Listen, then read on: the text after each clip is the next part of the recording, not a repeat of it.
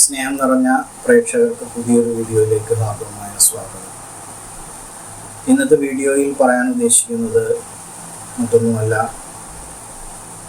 നമ്മുടെ യൂട്യൂബുമായി ബന്ധപ്പെട്ട ചില കാര്യങ്ങളാണ്.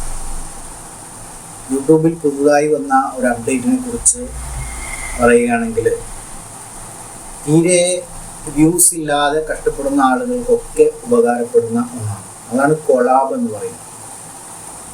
കൊളാബ് എന്ന് പറഞ്ഞു കഴിഞ്ഞാൽ, നമ്മൾ നമ്മുടെ വീഡിയോയുടെ ഒരു ലിങ്ക് മറ്റൊരാളിലേക്ക്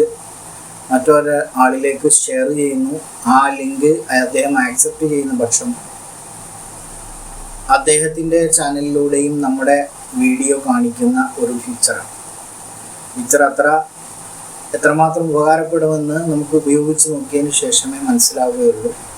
പലരുടെ ചാനലിലും ഇത് വന്നിട്ടുണ്ടാകും, പക്ഷേ അത് ആക്ടിവേറ്റ് ആയിട്ടില്ല എന്നാണ് മനസ്സിലാകുന്നത്. അത് ആക്ടിവേറ്റ് ആകുന്ന പക്ഷം നമുക്കെല്ലാവർക്കും അത് ഉപയോഗിക്കുന്നതിലൂടെ മറ്റൊരു വ്യക്തിയുടെ വ്യൂവേഴ്സ് കൂടി അല്ലെങ്കിൽ സബ്സ്ക്രൈബേഴ്സ് കൂടി നമ്മുടെ ചാനലിൽ വീഡിയോ കാണുകയും അതിലൂടെ നമുക്ക് കൂടുതൽ വ്യൂസ് കിട്ടുകയും ചെയ്യുമെന്നാണ് പറയുന്നത്.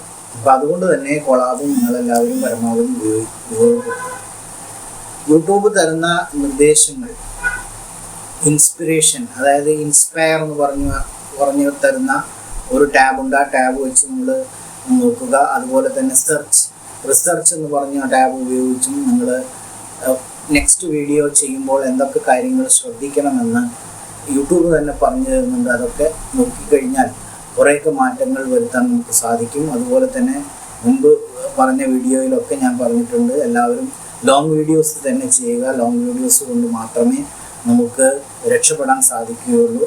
4000 വാച്ച് അവേഴ്സ് പൂർത്തിയാക്കണമെങ്കിൽ തീർച്ചയായും ലോങ് വീഡിയോസ് മാത്രമേ നമ്മളെ സഹായിക്കുകയുള്ളൂ. ഇത്രയുമാണ് ഈ വീഡിയോയിൽ പറയുന്നത്. കൂടുതൽ നീട്ടിപ്പരത്തി പറയാതെ എല്ലാവർക്കും നല്ലൊരു ദിനം നേർന്നുകൊണ്ട് നിർത്തുന്നു. Thank you for watching. Have A wonderful day.